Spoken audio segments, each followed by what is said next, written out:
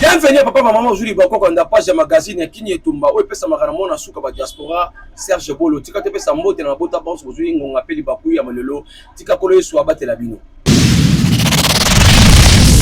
Madame Ange Mbala oyo bana njili balinga gaye partout na commune ya Njili akitaki na veni kimwenza na quartier 3 pa ya kotala ndeko mwasi ozaki likama ya balle perdu ataki ba différence famille ça là qui est sengo mingi parce que de combien de livre na Jacques chapitre 1er verset 27 qu'il faut assister peut visiter ndeko o ba dans le problème yango ndeko Ange Mbala o bien gaye molobili bana njili akitaki na quartier 3 na veni kimwenza tane pe ke sengo na bota banso lokola chete kiambo na régie linga lokala luyuma ebesama toke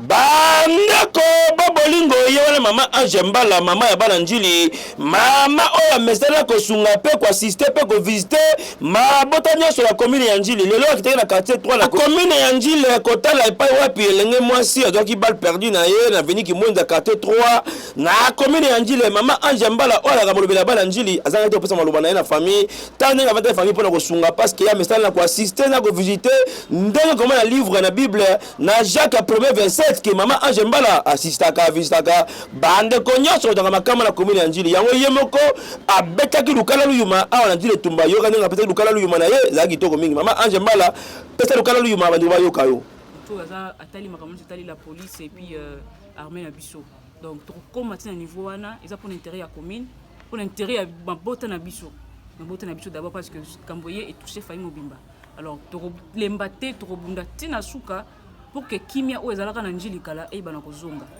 Donc c'était ça, c'est ça vraiment notre souhait. Les a passe que fait la jeune fille, to regarde kanga souki. Voilà. Que fait la jeune fille na ajuana. Donc aza nanu to ki aza mineur, aza nanu très jeune. Alors c'est ça qui passe makasi ni to yaki wana. Biso to tika bino na bande ko to yaki, mais to kozela so programme bimi, bien na ndenge makambo zo ko kendela na otika numéro ya téléphone.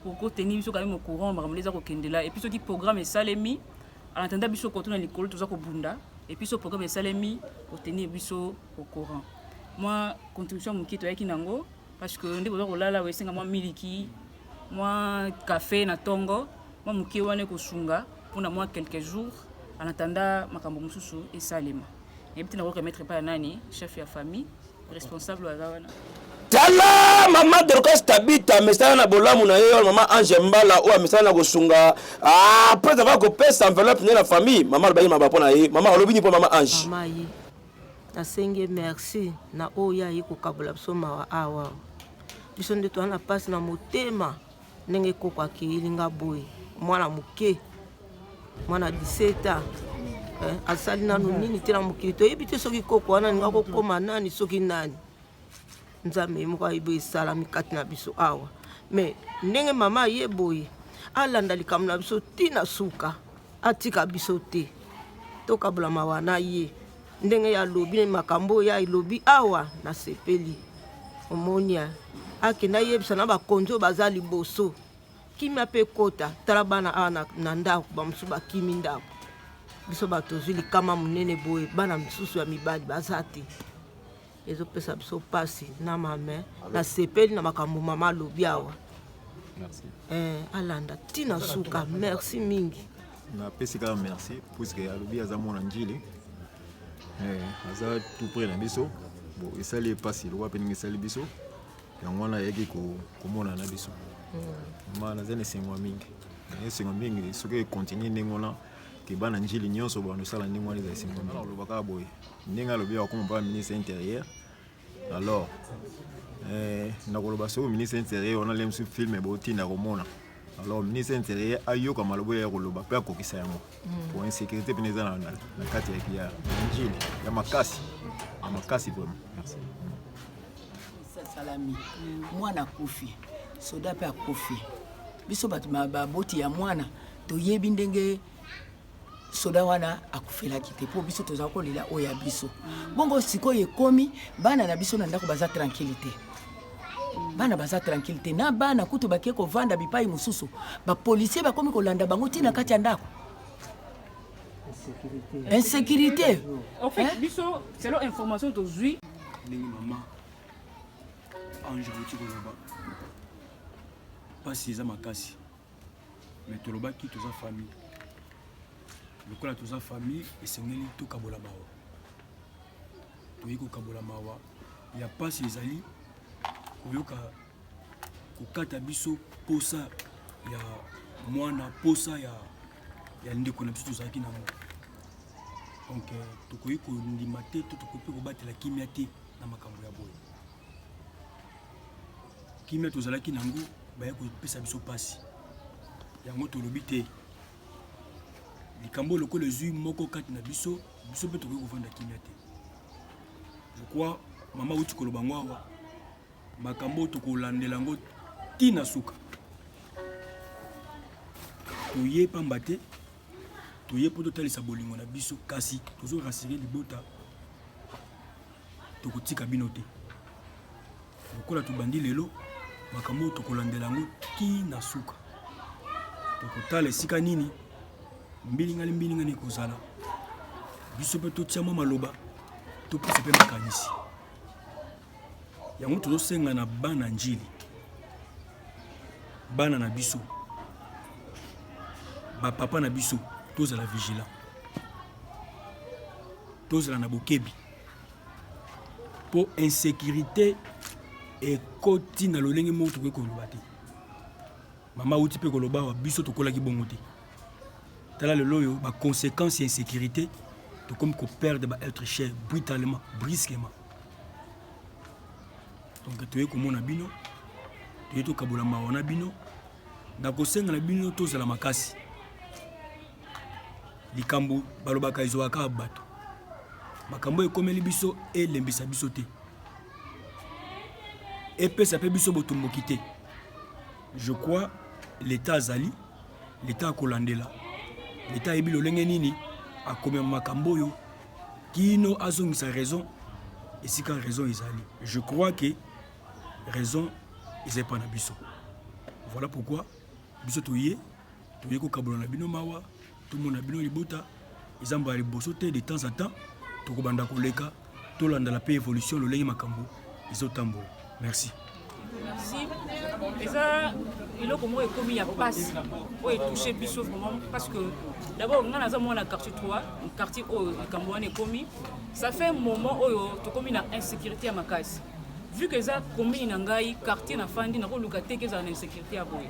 Nga na banda otanga na seboye, et na ki école primaire, to leka koto to tambola ba koto ba biloko boye zalati.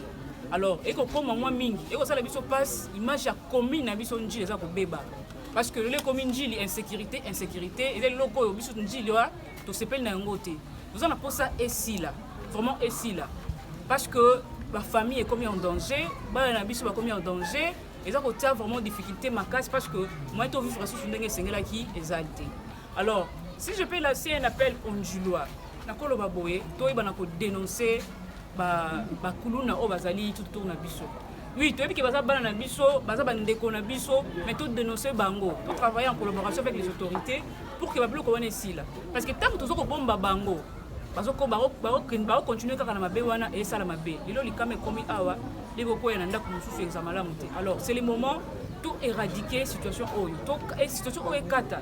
To souvent nous allons même que les cambo est comme les cambo ya souka mususu ya souté na quartier na biso. C'est ça notre souhait. Image ya kala oya commune na biso ya njili, c'est ka kimi ezala ki tozana pour ça vraiment ezonga. C'est ça notre souhait. Alors la dernière question est que insécurité avec la ronsonité, même si monsieur avec la ronsonité, moi partout je passe, dans la toujours d'identité njilloise wana. C'est-à-dire que dans la volonté wana, dobi a commune na biso image comme beba. Alors parmi ba ni nanga ya bataille, en tant que candidat pour se présenter au niveau provincial, ba biloko ali boso to ça les alliés insécurité.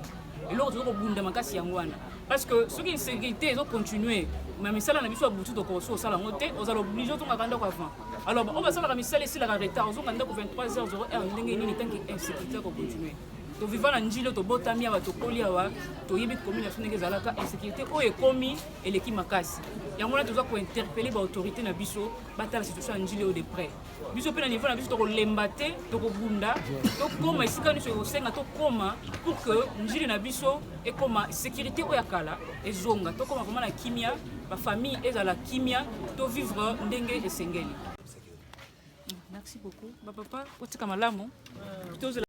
kaka ndenge babaki mama nga na kebo tikala malamu mama Ange Mbala o ataka bolamu mingi na peuple na ye pe na bandeko ya commune ya Njili atali ko pusa na malembe kolongwa na famille oyo kaka na Kimwenza akendaki te aputana uta susu mutu maladi kala na veni wana Kimwenza bolamu etonda mama Ange Mbala nga na benga mama Tabita Dorcas pos kata bolamu mingi yangwana mama Dorcas Tabita asekwa na Bible po bolamu boye mama Ange Mbala koba na bolamu na yo mama boye ndeta ya bana Njili balbaka yo très bien kende mama Ange Mbala kobi maki na ndako wana pe aputana malembe pe ademalaki ya ye mutukutuku pe mutuka na ye akendaki malembe ti azongaki na ya mama Ange zalaka wana biso topona yo oza kaka na commune ya Njili ya veni Kinzao na kate 4 pai wapi bakokuta moto mabe na kata lupango ya bato aboyi koloba identité na ye babetaki lukala luyo mazwaki lukuta kosakana te botala ndenge esalaki mawa na mitema bandeko nyonso na commune ya Njili na kate 4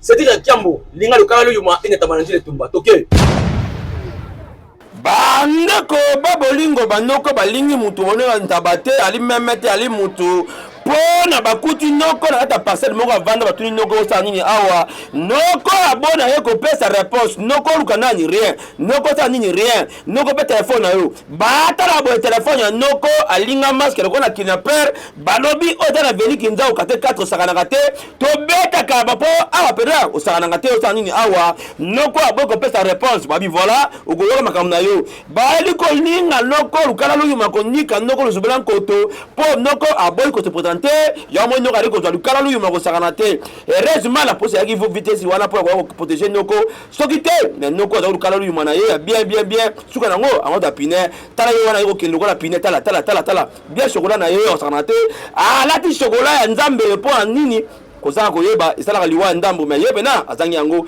bali kobenda lokola moto nyama me noko ali kobikaka mpo na noko asali protection bali komete la police tala ye wana chocolat bien oh noko afenta ye kosakana te baokende ete la police inde apena mawatu noko lapa kiti na kata 6 na avenue Kilwango epai wapi oyo système asike komi koluese balampe to balampadaire oyo éclairage na 500 francs ya pamba ozwi lampe olali nango titongo soko okimi nango ekomi joué esalaki sisango mingi na mitema banjilwa nyonso sedi Kiambo lingela lukala luyuma emonana na bileli toke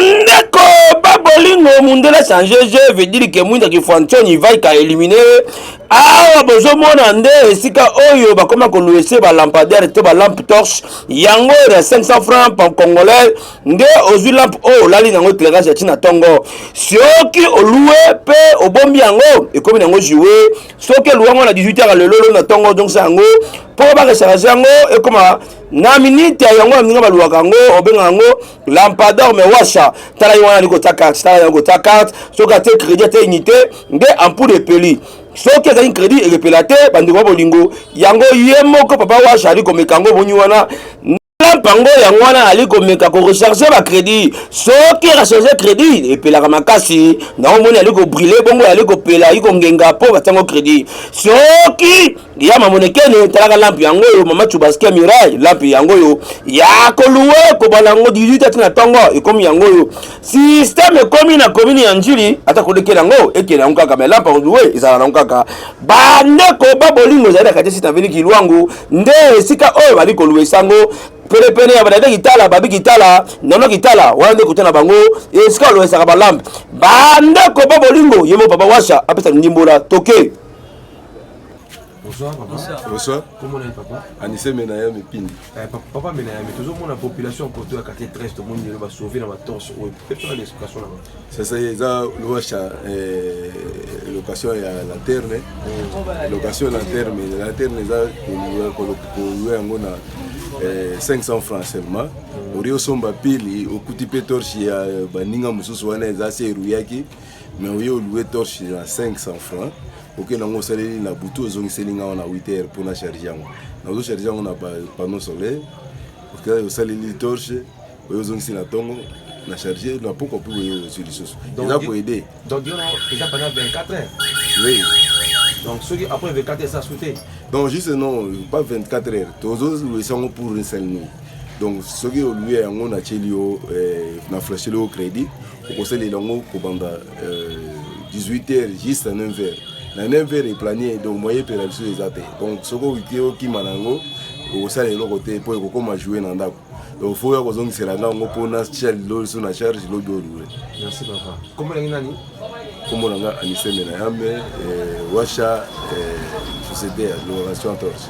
Oui, bandeko babolingo système papa ekei esili tala mikolo ekomi ka système en 500 francs ozwi ampoule na yo boye te na palais ata pa ekatani ekei nango mpo a mikolo wasa eza na succès na commune ya Njili na 500 francs barecharge yo minute ya ampoule ti tongo epeli ya mira bamonekene ya mira tubaske oyebiselanga bandeko mosusu kuna ya mandeni ya mafudintoni a mikolo yo bakufi soni mpo mikolo éclairage ekomi nango kitoko mingi na Njili na 500 francs kitoko mingi bandeko babolingo bawasa mpuli yango na 500 francs atamna tekaka na ye aye azwi bwende ezala kitoko mingi wana nabike mbala lumwenu esuki turo zautika lulanga ekei mais boye ezalaka mingi na commune ya Njili kitoko wacha na temps okay tolobaka ezalaka alpha pe omega ebandeli pe suka na komi na suka na page ya magazine lelo kini etumu petamaki na mwana ya suka wa diaspora Serge Bouolo tikana pesa mbote l'équipe mbimba ya Njili etumba lokola fils ya Kabeya Cédric Kiambo bambi modogo na yemoko lukala lui ma Christ le ko premier hey tolobaka nkoba afuta la raté po yene mukolo ndaku yango biso bakolo ndaku ngolobaka eta inti